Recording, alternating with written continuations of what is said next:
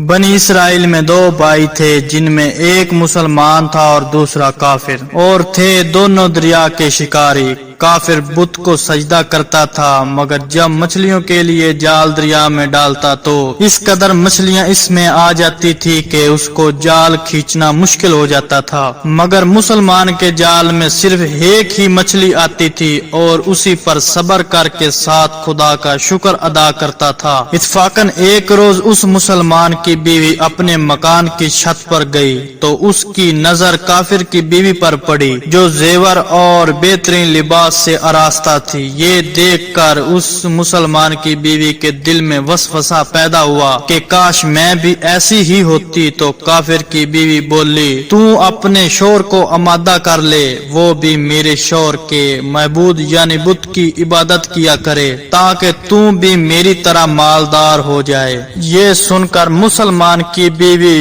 कुछ गमज़दा सी होकर नीचे आई, और जब उसका शोर घर आया तो उसने बीवी का हाल मुतवय्यन देखकर दरियाफत किया, आखिर क्या बात है जिससे तू इस कदर गमज़दा मालूम होती है। तो वो कहने लगी, बस मियाँ, या तो तुम मुझे तलाक दे दो या अपने भाई के महबूब की परस्तिश अख्तियार कर लो। ये सुनकर उसके शौहर ने कहा कि खुदा की बंदी, तू खुदा से नहीं डरती, ईमान की दौलत के बाद ये कुफर की बातें करती है। तो वो औरत बोली, बस मुझे अब ज्यादा बातें ना बताओ, मैं नंगी भूखी नहीं रह सकती, जबकि दूसरी औरतों और खुसूसन तेरे भाई की बीवी को मैं देख रही हूँ कि वो जेवरात और उम्दा लिबास से आरास्ता रहती है। जब उस मर्दे मोमन ने देखा कि औरत तराहट पर उतर आई है और उसका इसरार हद से बढ़ चुका है, तो उसने औरत को तसल्ली दी, कहा, अच्छा, घबराने की कोई जरूरत नहीं, मैं कल से कारीगरों और मजदूरों में जाकर मेहनत करूंगा, तुझे रोजाना 2 दरम देता रहूंगा, तू उससे अपनी हालत दुरुस्त कर लेना।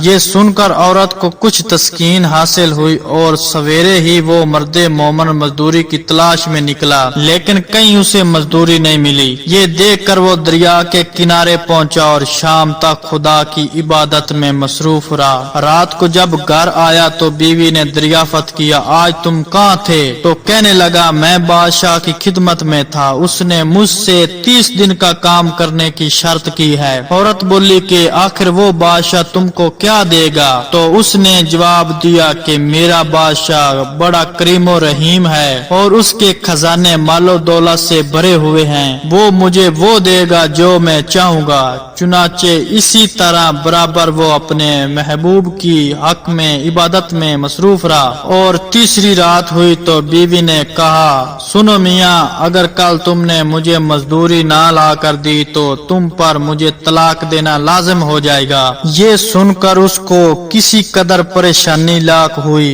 और तीसरी सुबह को उसने एक यहूदी से कहा, क्या तुम मुझे मजदूरी पर लगा लोगे? ये सुनकर यहूदी कहने लगा, हाँ, तुमको मजदूरी तो मिल जाएगी, लेकिन शर्त ये है कि मेरे पास तुम्हारे खाने पीने का कोई इंतजाम ना होगा। चुनाचे वो मर्दे मोमन रोजे की नियत करके यहूदी के साथ चला गया और हक ताला के हुक्म से अल्लाह का एक नेक बंदा 29 अशरफियां एक नूरानी तबाक में लेकर उसकी बीवी के पास पहुंचा और कहने लगा कि मैं बादशाह का कासिद हूँ। उसी ने ये अशरफियां देखकर मुझे को तुम्हारे पास भेजा है और फरमाया है कि तेरा शोहर हमारे काम में था, हमने उसको ना छोड़ा या तक कि उसने हमको छोड़ दिया और यहूदी के पास चला गया। अगर वो हमारा काम करता तो हम उसको और ज्यादा उजरत देते, बस ये एक अशरफी की कमी उसी वजह से हुई है। चुनाचे वो औरत इनमें से एक अशरफी लेकर बाजार गई जिस पर कलमा शहादत लिखा हुआ था। सराफ ने 1000 दरम उसकी कीमत औरत के हवाले कर दी और जब शाम को मर्दे मोमन घर वापस आया तो औरत ने उससे दरियाफत किया, आज तुम कहाँ थे? उसने जवाब दिया कि आज मैं एक यहूदी के काम पर गया हुआ था। तो بیوی کہنے لگی کہ آخر بادشاہ کی خدمت ترک کر کے تم دوسرے کی خدمت کیوں کرتے ہو؟ پھر اس کو اشرفیوں کا واقعہ سنایا، جس کو سن کر وہ مرد مومن روتے روتے بے ہوش ہو گیا، اور جب اس کو ہوش آیا تو وہ بیوی سے کہنے لگا، افسوس کہ میں نے بادشاہ دو جہاں کی حکمت کا حق اپنے اوپر لازم نہ کیا۔ اس شخص نے عورت کو چھوڑ دیا اور پہاڑوں پر چلا گیا، وہاں خدا کی عبادت میں مصروف رہا، وہیں اس کا انتقال ہو گیا۔ حق تعالی اس پر اپنا رحم فرمائے، آمین۔